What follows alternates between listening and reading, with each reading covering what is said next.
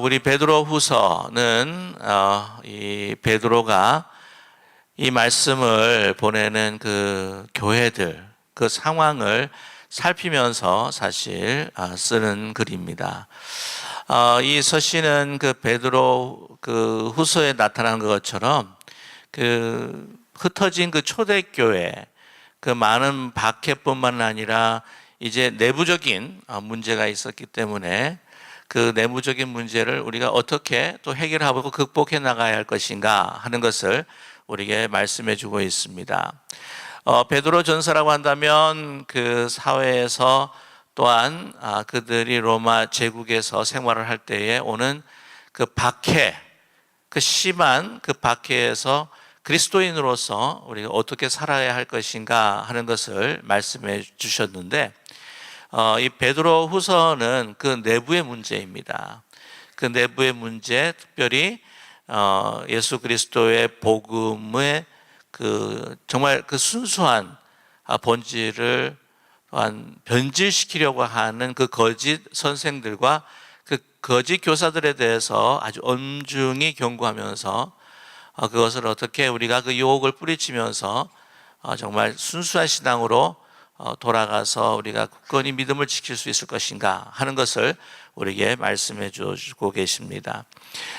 지난 시간 우리 베드로후서 우리 2장을 이제 보게 되면은 그들이 그들의 욕심을 따라서 자기의 이익을 위해서 또한 자기의 그 교회의 영향력을 위해서 이 복음을 변질시키면서 성도들을 유혹하여 우상 숭배케 하고 또한 음행케 하고 그 말씀에서 떠나게 하려고 하는 그런 사람들이다라고 이제 엄중히 경고하면서 그들에게 분명한 심판이 있을 것이다. 그래서 그 미혹에 너희들도 떨어진다고 한다면 그 심판을 면하지 못할 것이다 라고 말씀하셨습니다. 오늘 이 베드로 후서 이제 3장을 보시게 되면 이제 베드로 후서의 그 마지막 장이 되겠는데요. 다시 한번 우리 1절과 2절을 통해서 베드로 사도가 왜 이 편지를 쓰고 있는가 하는 것을 말씀해 주고 있지 않습니까? 1절 말씀해 보게 되면 사랑하는 자여 내가 이제 이 둘째 편지를 너에게 쓴다라고 이렇게 말씀합니다. 그러니까 베드로 전서를 너에게 이미 썼고 이 베드로 후서 이 두 번째의 편지를 너에게 보내는 그 이유가 있다. 그거 뭐냐면 너희의 진실한 마음을 일깨워 생각나게 한다라고 하는 말씀이죠. 이 진실한 마음이 무엇일까? 이 복음을 통해서 정말 예수 그리스도께서 우리를 얼마나 사랑하셔서 십자가에 죽으시고 또한 부활 승천하셨는가, 그리고 그것을 믿는 자에게 우리에게 소망이 있다고 하는 아주 그 순수한 복음과 하나님을 향한, 주님을 향한 그 사랑의 마음을 일깨우게 하는 것이다 라고 우리에게 말씀하고 있습니다. 그러면서 두 번째 2절의 말씀을 보게 되면은 거룩한 선지자들이 예언한 말씀, 그러니까 구약을 통하여서 이미 예수 그리스도의 오심과 또한 그 예언의 그 성취를 이야기한 선지자들의 말씀뿐만 아니라 또한 사도들로 말미암아 명하신 것, 예수님께서 사도들로 명하신 모든 것들을 어떻게 해요? 기억나게 하기 위함이다 라고 베드로 사도는 말씀을 하고 있습니다. 보통 보면은요, 박해가 오게 되면은 그 다른 유혹에 사실 좀 넘어가기가 좀 쉽습니다. 이 박해가 너무 힘들고 고통이 너무 심하면 이것을 조금 벗어나고 싶은 그러한 우리 마음속에 내재되어 있는 유혹이 있다고 하는 것이죠. 그랬을 때 아주 솔깃한 말을 하게 되면은요, 이런 거는 사람이 왜 이렇게 융통성이 없어? 이건 좀 이렇게 살아가도 괜찮아. 아니, 우상 숭배하는 거, 그거 그냥 국민 의례, 황제 숭배하는 거 그냥 국민 의례라고 생각하면 되지 않아. 보통 국기에 대해서 손을 들고 우리가 존경의 표를 표하듯이 그 국민 의례처럼 그러면 생각하면 우리가 이 모든 것들이 조금 많이 쉬워질 텐데 그냥 그렇게 생각해 라고 한다면 굉장히 귀에 솔깃하게 된다고 하는 것이죠. 그래서 본질을 우리는 왜곡해 가면서 또한 그 순수한 신앙을 포기할 때가 있다고 하는 것입니다. 그런 것들을 이제 계속해서 거짓 교사나 거짓 선생들이 그 자기의 이익을 위해서 자기의 욕심을 따라서 또한 그 말씀을 전하며 자기의 추종자들을 만들어가는, 그러면서 자기도 이득을 보게 되는 그러한 태도를 그들이 보였다고 하는 것이죠. 이 거짓 선지자와 또 거짓 교사들, 거짓 선생들이 그때 당시 또한 그 진리를 왜곡했던 것이 무엇이냐면은 종말 사상입니다. 재림에 대한 믿음이었습니다. 3절 말씀 보게 되면 아주 바로 나타나고 있는데요. 먼저 이것을 알지니 말세에 조롱하는 자들이 와서 자기의 정욕을 따라 행하며 조롱하여라고 이렇게 말씀하고 있죠. 정욕에 따라 그걸 행한다라고 했을 때에 정욕이라고 하는 것을 좀 더 포괄적인 것으로 우리가 이해를 할 필요가 있습니다. 정욕이라고 하는 것은 자기중심적인 욕심이라고 하는 겁니다. 우리 신앙생활이라고 하는 것은요, 이 관계의 문제입니다.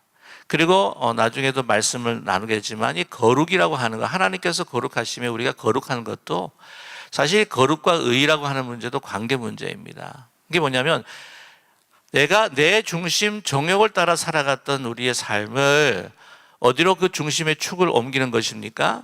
그 중심의 축을 하나님으로 옮기는 거예요. 천동설과 지동설을 잘 아시겠지만 코페르니쿠스가 지구를 중심으로 해서 태양이 도는 게 결코 아니다. 태양을 중심으로 해서 지구가 돈다. 그래서 그거를 아주 패러다임 시프트, 코페르니쿠스 패러다임 시프트라고 이렇게 이야기를 하는데, 코페르니쿠스적인 아주 그 사고의 전환이다 그렇게 이야기를 합니다. 그러니까 완전히 바뀌는 거죠. 기준이, 삶의 기준이라고 하는 것이 완전히 이게 삶의 지각 변동이 일어나는 것입니다.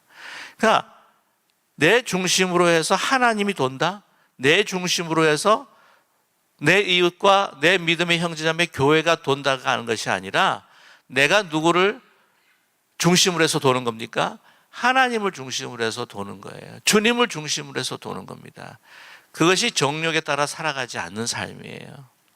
그것이 진정한 의고 또한 거룩한 삶이라고 말씀드릴 수가 있습니다. 회개한다는 것은 뭐냐?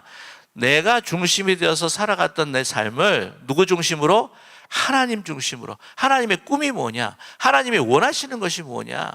하나님께서 바라시는 것이 뭐냐를 먼저 생각하고 그것을 추구하려고 하는 삶, 그것이 신앙이요, 또한 그것이 거룩한 삶이라고 하는 것이죠. 물론 그 모든 것들이 주님을 향한 사랑에서부터 비롯돼야 될 것입니다. 근데 그렇지 않다고 하는 것이죠. 자기의 생각을 자기의 판단으로 막 조롱을 하는 겁니다. 무슨 조롱이냐? 4절 말씀 보게 되면 이르되 주께서 강림하신다고 하는 약속이 어디에 있느냐? 재림하신다고 하는 약속이 어디 있느냐? 분명히 하셨거든요. 예수님께서 다시 오실 것이다. 승천하시면서 올라가신 대로 그대로 내가 다시 돌아올 것이라고 말씀하십니다. 그러면서도 약속이 어디 있느냐라고 이렇게 이야기를 하죠. 사도들이 이야기한 거, 또한 그 목격을 했던 그 사람들 정신 나가는 사람들이라.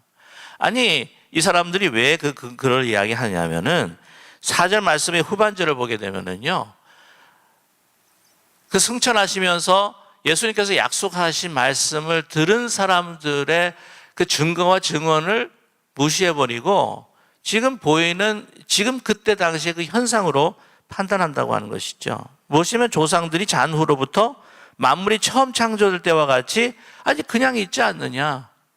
아니 아주 수많은 세월 태양이 동에 떴다가 서로 지고 지금 계속해서 지구는 그대로 남아있지 않느냐. 우리가 보는 산도 그대로 남아있지 않느냐.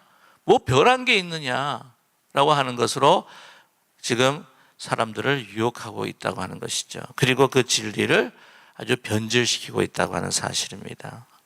우리도 그런 이야기를 많이 듣게 됩니다. 특별히 우리 현대교회 또 우리 현대 그리스도인들, 지금의 그리스도인들, 다른 사람들이 뭐라고 그래요? 우리가 주님께서 다시 재림하실 것이다, 이 땅을 심판하실 것이다 라고 이야기하면은 사람들이 뭐라 그래요? 웃기는 이야기 하지 말아라.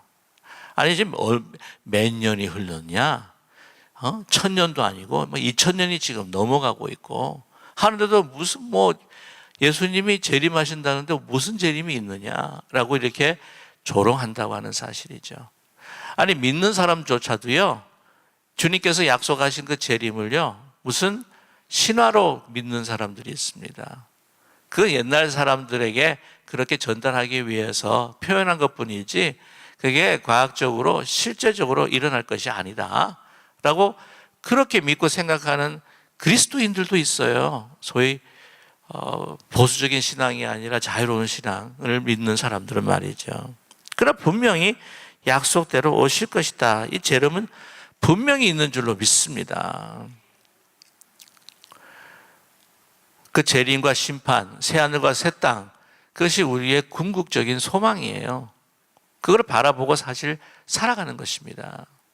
근데 오늘 이 그 종말에 대한 이 문제에 있어서 예수님 재림하지 않는다라고 하는 것을 자꾸 사람들에게 이야기하는 거죠. 그러니 이 재림, 새하늘, 새 땅, 그거 믿고 바라보는 것이 아니라 그냥 지금 이 땅에 살아가면서 우리 육체, 영지주의가 또한 그때 굉장히 활개를 쳤는데, 육신은 그냥 썩어져서 그냥 무너지는 것 뿐이고 예수님 재림 없고 그냥 우리가 우리의 영혼이 구원받아서 그냥 가는 거다. 예수님의 재림을 부인한다고 하는 건요, 예수님의 부활, 그리고 우리가 함께 주님과 함께 몸과 영혼이 부활한다고 하는 것도요, 그걸 부인하는 것입니다. 고린도 교회 보게 되면은 몸의 부활이 어디에 있느냐? 우리 영혼만 구원받는 거지 무슨 몸의 부활이 있느냐? 라고 그렇게 했을 때 바울도요, 안타깝게 정말 진리를 그들에게 가르치는 그 목소리를 고린도 전서를 통해서 우리는 들을 수가 있죠.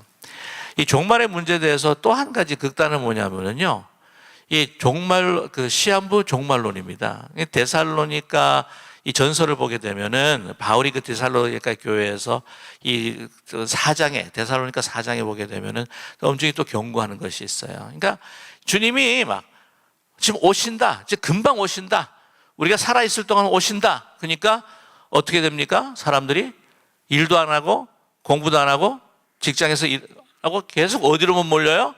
계속 교회로만 몰려가지고는요, 아무 일 안 하는 겁니다.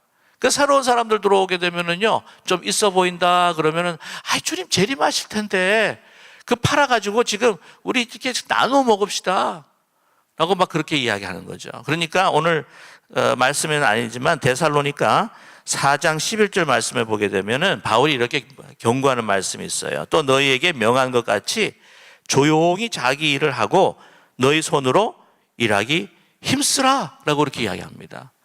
아니, 평상시처럼 이렇게 일을 하면서 주님을 기다리는 거지 이렇게 하면 안 됩니다. 그런 하나의 또 극단적인 시한부적인 종말론처럼 살아가는 그 삶의 그 모습에 대해서 경고하는 것이 있는데, 오늘 이 말씀을 보게 되면은 초대교회에서의 그 종말론에 대한 문제, 그거는 뭐냐면 예수님 재림 안 하신다는 거예요. 재림 안 하신다. 그러니까 베드로 사도가 이렇게 이야기를 합니다. 오늘 5절의 말씀 보게 되면 너희들이 하나님께서 내리신 물의 심판을 잊었느냐는 거죠. 오늘 5절의 말씀에 이는 하늘이 옛적부터 있는 것과 물에서 나와 물로 성립된 것도 하나님의 말씀으로 된 것을 그들이 일부러 잊으려 함이로다. 6절 말씀 보게 되면은요, 이로 말미암아 그때의 세상은 물이 넘침으로 어떻게 됐다고요? 멸망했지 않았느냐라고 이렇게 말씀하고 있습니다. 하나님께서 여러분 심판하신다. 그건 세상을 깨끗하게 하시고 다시 어떻게 해요? 새롭게 만드시는 거예요. 두 가지 방법이 있어요. 하나는 뭐냐면 뭔가 이걸 깨끗하게 하고 이것을 완전히 새롭게 만들기 위해서는 물로 씻을 때가 있잖아요. 이렇게 물로 막 더러워진 옷이 있으면 막 물로 씻어요. 그 옷에 뭐 감염이 됐다 그러면은 막 물로 씻어요. 그런데 이제 더 이상 안 되면은 그 옷을 어떻게 해야 됩니까? 그냥 불태워 버리는 거죠. 불태워서 다른 새 옷으로 만드는 작업을 하는 것입니다. 그러니까 하나님의 방법도 비슷한 것 같아요. 한 번은 물로 씻어버려요. 그 다음에 안 되니까 새로운 창조를 위해서 다 불살라 버리는 겁니다. 그런데 먼저 물의 심판, 홍수의 심판을 너희가 잊었느냐는 거죠. 망각해 버렸느냐? 그걸 아주 여러분 이 사실인지 사실이 아닌지는 모르겠는데요. 오스트레일리아 타조 같은 경우에는 뭐 외부에서 또 다른 맹수들이 이제 공격해 온다. 그러면 너무 두려우면 어떻게 한다는 이야기 들으셨어요? 땅에다가 확 머리를 박고 아무것도 안 보려고 한다고 하잖아요. 뭐 그런 경우인지는 모르겠습니다. 그 어르신들 가운데서 병원 가기 싫어하시는 분들 계세요. 왜 그러냐면 병원 가서 안 좋은 소식 들을까 봐. 근데 여러분, 하나님께서 우리가 기도할 때 치유하시고 우리를 회복해 하시기도 하지만 어르신들 좀 이렇게 몸에 좀 이상이 있다. 그러면 병원 가셔요. 두려워하지 마시고. 그래서 문제는 발견해야 될 필요가 있다고 하는 거죠. 근데 그런지는 모르겠습니다. 그런 마음인지는 잘 모르겠어요. 말씀 보게 되면은요, 그들이 막 잊으려 하는 거예요. 생각 안 하려고 하는 것이 있다고 하는 것입니다. 그런데 분명히 어떻게 하나님께서는 그 옛적에 물로 심판하지 않으셨느냐. 심판하신 걸 말씀을 보게 되면은 그 노아의 방주, 몇 년 동안 그 노아의 방주를 만들었다고 합니까? 120년 동안. 120년 동안 그 노아의 인내도 보셨겠지만, 그러나 120년 동안 하나님께서는 참으시면서 이 멸망시킬 그들에게 기회를 주신 거예요. 이 방주를 지으면서 어떻게 합니까? 하나님께서 이것이 이 방주 짓는 그 작업 자체가 하나님께서 이 땅을 멸망하실 것이라고 하는 것에 대해서 이미 말씀으로 예언하신 거라고 하는 것입니다. 우리가 복음을 전하듯이. 근데 그들은 정신을 차리지 못하고 조롱했을 겁니다. 정신 나간 사람이라고. 하여튼 비만 탁 오면은 그 집에 찾아가지고, 야, 비 오는데 내일 멸망하겠다 우리. 그 다음에 비 그치고 난 다음에 우리 아직 살아있네? 그러면서 비 올 때마다 아마 그랬을 거예요. 그러나 여러분, 120년 만에 어떻게 해요? 하나님께서 물을 내시면서 그 날이 마지막 날이 되었다고 하는 것이죠. 나중에도 하나님께서 그렇게 오래 참고 오래 참으시는데, 사실은 그 물의 심판을 이미 경고하셨습니다. 거진 1000년 전에. 비가 내릴 때에 누가 죽었냐면은, 심판의 비를 내리실 때 누가 죽었습니까? 무드셀라가 죽었죠. 969년을 살다가 죽었습니다. 무드셀라 이름 자체가요, 하나님께서 이 땅을 멸망하실 것이라고 하는 말씀이에요. 무드셀라라고 하는 것을 보면 그 이름에 두 가지 의미가 있습니다. 첫 번째 그 의미가 뭐냐면 창을 던지는 거예요. 창을 던지게 되면은 그 창을 맞는 사람은 죽는다는 거죠. 그리고 무드라고 하는 것은 죽음이고, 셀라라고 하는 것을 보낸다라고 하는 또 의미가 있습니다. 그러니까 죽음을 보낸다니까 심판인 거죠. 또 그 의미에는 무드셀라가 죽으면 하나님께서 심판을 내리신다라고 하는 의미도 있습니다. 그래서 어떤 분들은 그런 이야기를 해요. 에녹이 65세에 무드셀라를 얻고 난 다음에 그 이름이 뭐냐면 심판을 보낸다는 거죠. 죽음을 보낸다. 그래서 이 아들을 통해서 늘 종말론적인 믿음 가지고 신앙생활하면서 주님과 동행할 때에 그가 어떻게 됐습니까? 죽음을 맛보지 않고 주님 곁으로 가게 됐지 않았느냐라고 이렇게 말하는 분도 계십니다. 굉장히 일리 있는 말이죠. 이미 예언하셨어요. 그러나 아주 보이도록 방주를 만들면서 그렇게 이 120년 동안 그들에게 보였는데도 불구하고 어떻게 정신 차리지 못하고 조롱이나 하다가 결국에는 물의 심판을 받게 될 수밖에 없었다고 하는 것입니다. 자, 그런데 7절의 말씀, 물로 심판하지 않으신다고 하나님 약속하셨다. 그러나 뭘로 심판하신다고요? 이제는 불로 심판하는 거예요. 불로. 그 동일한 말씀으로 불사르기 위하여 보호하신 바 되어 경건하지 아니한 사람들의 심판과 멸망의 날까지 보존하여 두신 것이다. 지금 기다리고 딱 지금 준비하고 계시는 것이다 라고 말씀하고 계십니다. 아니, 그렇게 세월이 지났는데도 세상이 똑같지 않느냐? 뭐 변한 것이 없지 않느냐? 8절의 말씀에 그러나 여러분 정말 하나님의 시간이 있고요, 인간이 이해하는 시간을 여기에서 깨우쳐 주고 계십니다. 우리 8절의 말씀 한번 같이 한번 읽을까요? 사랑하는 자들아, 주께는 하루가 천년 같고 천년이 하루 같다는 이 한 가지를 잊지 말라. 천년, 2000년이 흘렀는데 주님 안 재림만 하시는 무슨 재림 심판이냐. 하나님이요, 마음에 두고 하루만 참으면 천년 지나가요. 그렇지 않습니까? 그게 하나님의 시간입니다. 이런 우스개 이야기가 있는 거 아마 들으셨을 거예요. 하나님의 우리 인간의 천년은 하나님의 하루 같다 이런 이야기 생각을 해가지고는, 하나님 우리한테 100만 불은 하나님 1달러밖에 안 될 거 아니에요.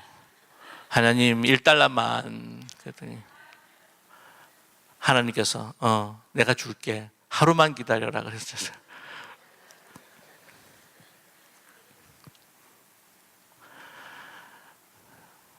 천년, 2000년 하나님께서 계획하신 대로 행하시겠지만, 예를 들자면 모세의 기도를 들으시고 그 진노의 손을 이스라엘에서부터 거두시는 마음을 바꾸신 하나님께서 하루만 더 참자. 그럼 천년 후딱 지나가는 겁니다.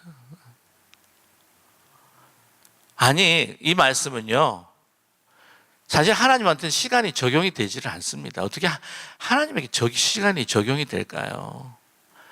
인간의 시간이 어떻게 하나님의 시간으로 해요?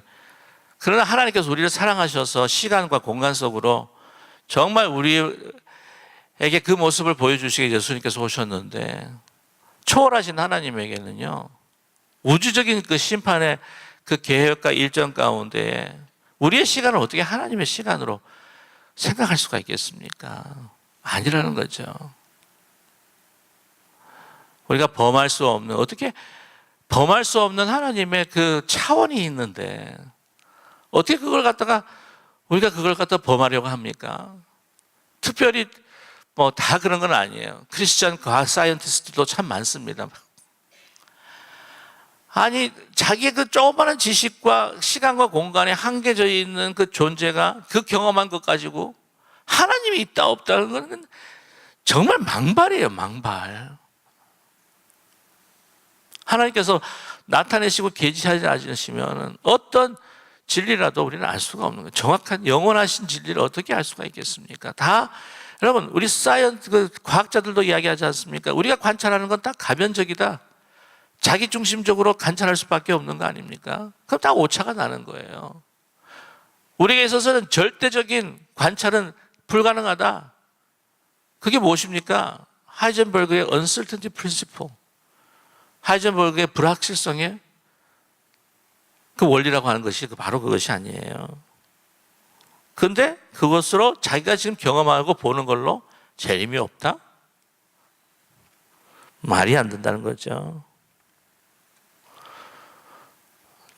저와 여러분, 하나님은 하나님의 시간과 하나님의 일정 가운데 우리를 향하신 우리 한 개인뿐만 아니라 교회와 국가, 나라와 우주에 대한 그 계획이 있으시고, 그 엄청나게 흐르는 강물처럼, 누구도 막을 수 없는 강물처럼 흐르고 있다고 하는 사실을 여러분 부인하지 않고 온전히 믿는 우리 모두가 되기를 간절히 소망합니다.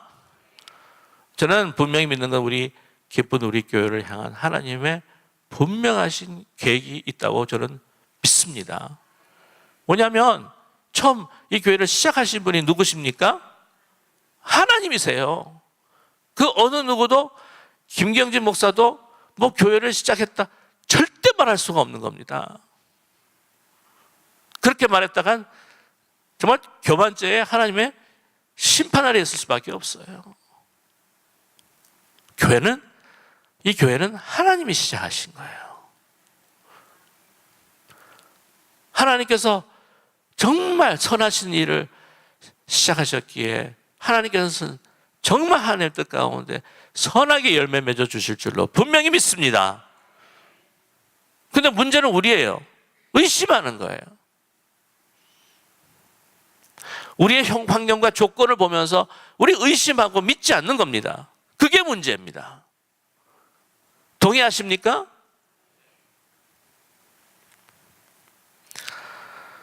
오늘 말씀 보게 되면은 9절의 말씀입니다. 주의 약속은 어떤 이들이 더디다고 생각하는 것 같지 더딘 것이 아니라, 여기에 바로 핵심이 있어요. 오직 주께서는 너에 대하여 오래 참으사 아무도 멸망하지 아니하고 다 회개하기에 이르기를 원하시느니라 라고 이렇게 말씀하고 있어요.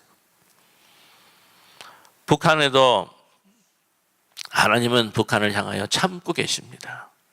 저는 그렇게 믿어요. 그렇게 말도 되지 않게 그 큰 동상이, 김일성과 김정일 그 동상이 그렇게 서 있고, 또한 뭐 주체 사상이다, 뭐 이 1인 독재뿐만 아니라 종교하고 있는 그 땅, 그냥 우리 인간 마음 같은 경우에는 어떠세요? 하나님은 뭐 하시나, 그냥 지금 당장 쓸어버리지. 근데 참으시는 거예요. 기다리시는 겁니다. 지금 지하교회, 그루터기 성도님들의 교회, 그리고 수용소에서 박해받는, 지금도 그들을 하나님을 향하여 기도하는, 그분들이 기도할 때에 자기 살려달라고 하는 기도도 하겠지만은, 그러나 하나님의 뜻이 이루어질 수 있도록 그 기도하는 그 생생한 목소리가 녹음된 것을 들은 적도 있어요. 나라를 위해서, 그 같은 동포를 위해서. 근데 그 기도가 찼을 때, 하나님께서 그 시간이 정했을 때, 이제는 하나님께서 역사해 주시는 것입니다. 그날은요, 엄청난 일들이 벌어집니다. 오늘 말씀 보게 되면, 그러나 주의 날이 도둑같이 이른다고 말씀하시죠. 그날에는 하늘이 큰 소리로 떠나가고 물질이 뜨거운 물로 풀어지고 땅과 그 중에 있는 모든 일들이 어떻게 됩니까? 드러나는 것입니다. 아무리 숨겨도요, 불로 살라버리면 다 그냥 모든 것이 다 드러날 수밖에 없어요. 얼마나 허무했던가, 공허했던 것, 영원하지 못했던 것들은 다 사라지면서 진정한 우리의 삶의 이 세상의 실체가 드러날 수밖에 없다고 하는 것을 말씀합니다. 그러나 여기서 중요하게 여겨야 될 것은 그 날이 어떻게 온다고요? 주의 날이 뭐처럼 임한다? 도둑과 같이 온다. 물론 자신만만한 도둑은 통보할 수도 있어요. 나 몇 시 몇 배 갈 테니까 그거 기다리고 있어라. 근데 이제 그런 도둑은 없지. 언제 올지 모른다는 겁니다. 또 그걸 가르쳐 주시지 않으세요. 왜 그럴까요? 항상 일상생활에 준비할 수 있도록. 그리고 여러분, 일상생활에 항상 매일 순간순간 준비하는 것이, 그것이 참된 신앙이 아닐까요? 저도 이제 공부할 때 벼락치기 참 좋아하긴 했는데, 이게 뭔가 급한 거 오면은 막 벼락치기 하는 거. 근데 이제 공부의 의미라고 하는 것은 뭐 시험 점수 잘 따는 것이 사실 공부가 아닌 것 같습니다. 뭘까요? 매일매일 학습하고 연구하고, 또한 그것을 아는 것에 대한 기쁨을 얻게 되어서 내가 가지고 있는 어떤 실력이 점점 쌓이는 것. 그렇지 않을까요? 어떻게든지 막 점수만 잘 받는 거, 공부의 의미가 아니라고 생각합니다. 신앙 매일매일, 막 항상 뜨거운 것만 바라면서 그때 확 했다가 냄비처럼 그냥 뜨거웠다가 차워지고 뜨거웠다가 차워지는 그거 말고, 주의 재림을 에녹처럼 자기의 아들 하나님께서 심판하신다고 하는 그 종말의 신앙을 가지고 매일매일 주님과 함께 동행하는. 그래서 어느 순간에 주님 불러주시면 주님 곁으로 가는, 여러분, 이 아름다운 일상의 신앙, 매일을 준비하는 그런 아름다운 신앙을 가진 우리 모두가 되기를 간절히 소망합니다. 완전히 뜨거운 것들이 모든 것들을 다 살라버리고 맙니다. 그러나 이런 변하지 않는 것. 11절 말씀이죠. 11절 말씀 같이 한번 읽겠습니다. 이 모든 것이 이렇게 풀어지리니 너희가 어떠한 사람이 되어야 마땅하냐? 거룩한 행실과 경건함으로 라고 말씀합니다. 거룩한 행실과 경건함이라고 하는 것은 다시 제가 말씀을 드리지만 도덕적인 의미를 이야기하는 것이 아닙니다. 도덕적인 의미를 이야기한다고 하면 한계가 있어요. 그러나 저와 여러분, 하나님께서 명령하신 것, 그런 말씀을 드렸습니다. 하나님께서 거룩하시다고 하는 그 관계성, 그것은 뭐냐면 나는 죽고 예수 그리스도께서 내 안에 살아서 내가 사는 것이 아니요 예수 그리스도의 거룩함과 풍성으로 살아서 정말 이 눈에는 눈이 아니라 그것을 넘어서서 원수라도 사랑하고 축복할 수 있는 하나님의 경건하심과 하나님의 신실하신 그 사랑이 나의 삶 속에서 영광으로 나타나는 것이 뭐라고요? 거룩한 행실이요 경건함이라고 우리에게 말씀하고 있습니다. 그것은 변하지 않아요. 그 사랑은 영원한 것입니다. 그 사랑은 다른 건 다 이 땅에 놓고 가더라도 우리가 천국 갈 때 새하늘과 새 땅이 주님 재림하심으로 우리가 또 몸의 부활로 나타날 때 그것은 항상 주님 앞에 우리 앞에 남아 있게 될 줄로 믿습니다. 항상 우리는 그것은 생각이 필요한 것 같아요. 하나님의 우리를 바라보실 때 이것이 이 불로 녹아지지 않는 영원한 것을 위해서 내가 살아가고 있는 것인가 라고 하는 것이 우리의 삶의 매일매일의 기준이 되어야 될 것입니다. 그럴 때에 우리가 13절의 말씀을 보면 우리는 그의 약속대로 뭐가 있는 곳? 의가 있는 곳인. 의라고 하는 것은 바로 하나님과 사랑과 화평의 관계 속에서 영생을 얻는 그곳이 바로 의가 있는 곳이잖아요. 새 하늘과 새 땅을 바라보도다. 어떤 흠도 점도 없는 정말 영원한 사랑과 기쁨과 희락이 있는 평강이 있는 그곳을 바라보는 것이 바로 우리 신앙의 목적이요 또한 우리 신앙의 가장 소망의 궁극적인 그 결론이다라고 우리에게 말씀해 주고 있습니다. 자, 그러한 결론을 우리는 어떻게 해요? 새 하늘과 새 땅을 이루어가는 것이 이 땅에 지금 주님 재림하시기까지 그 새 땅과 새 하늘을 소망을 가지고 하나하나 그것을 연습하며 이루어가면서 세상 사람들에게 새 하늘과 새 땅이 이룰 것이다라고 전파하는 것이 어디예요?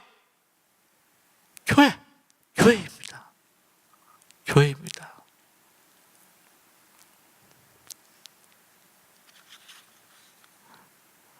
그러므로 사랑하는 자들아 너희가 이것을 바라보나니 주 앞에서 점도 없고 흠도 없이 평강 가운데서 나타나기를 힘쓰라 라고 우리에게 말씀하고 있습니다.